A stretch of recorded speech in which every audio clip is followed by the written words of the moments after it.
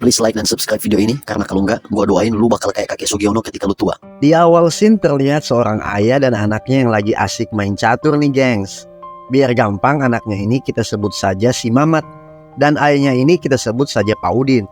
Tak lama muncul seorang wanita bule yang asoy gemoy. Kita langsung saja sebut sesuai namanya, siapa lagi kalau bukan Mbak Jun loh. Ternyata Jun ini adalah istri dari si Mamat, yang berarti juga menantu dari Pak Udin. Iya dong, masa ya iya Udin.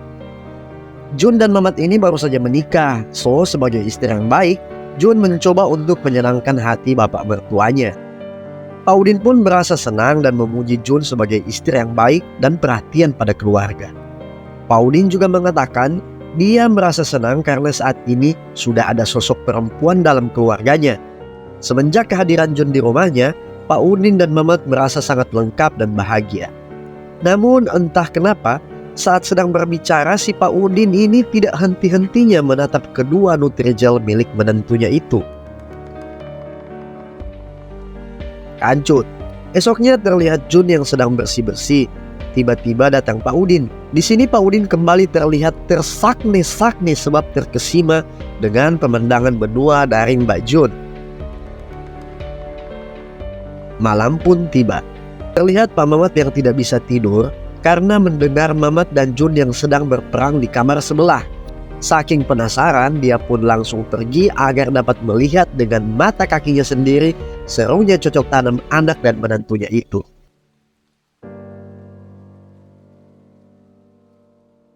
Esoknya terlihat lagi Pak Mamat yang baru saja pulang dari warkop.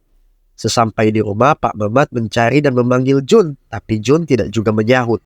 Pak Mamat pun langsung menuju kamar Jun untuk mengeceknya, tapi Jun pun tidak ada di sana. Karena penasaran, Pak Mamat masuk ke kamarnya. Tak disangka Pak Mamat malah menemukan mainan sakni milik Mbak Jun yang membuat Pak Mamat makin berpikiran kotor tentang Jun.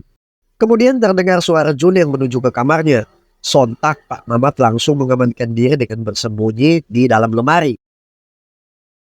Jun terlihat bingung karena melihat laci di kamarnya yang terbuka. Dan benar saja, Jun langsung melakukan cocolan khusus wanita. Yang tanpa Jun sadari, ada Pak Mamat yang sedang memperhatikan aksinya itu. Saking keenakan nonton, Pak Mamat malah ketahuan si Jun. Keduanya malah menjadi salting. Pak Mamat pun meminta maaf dan langsung keluar dari kamarnya Jun. Kemudian di kamarnya terlihat Pak Mamat masih merenung karena merasa malu dengan kejadian sebelumnya. Tiba-tiba Jun mengetuk pintu kemudian masuk. Jun meminta maaf kepada Pak Mamat atas kejadian itu. Pak Mamat juga ikut meminta maaf kepada Jun atas perbuatannya. Dan meminta Jun agar tidak menceritakan kepada anaknya si Mamat. Setelah meminta maaf, keduanya saling curhat. Pak Mamat berkata yang mana dia ini sudah lama tidak mendapatkan asupan donat pink sejak istrinya meninggal. Jun pun menceritakan yang mana dia sering tidak mengalami kepuasan dengan skill si Mamat saat bercocok tanam. Akhirnya kedua belah pihak sepakat untuk melakukan cocok tanam. Malamnya terlihat Jun yang murung karena tidak puas setelah bercocok tanam dengan si Mamat, suaminya. Setelah Mamat tertidur pulas, Jun malah pergi ke kamar Pak Udin untuk meminta dipenuhi asupan batangnya. Tanpa berpikir lama, Pak Mamat langsung mengeksekusi permintaan Jun itu. Paginya Pak Udin yang sedang main catur tiba-tiba langsung disergap sama Mbak Jun.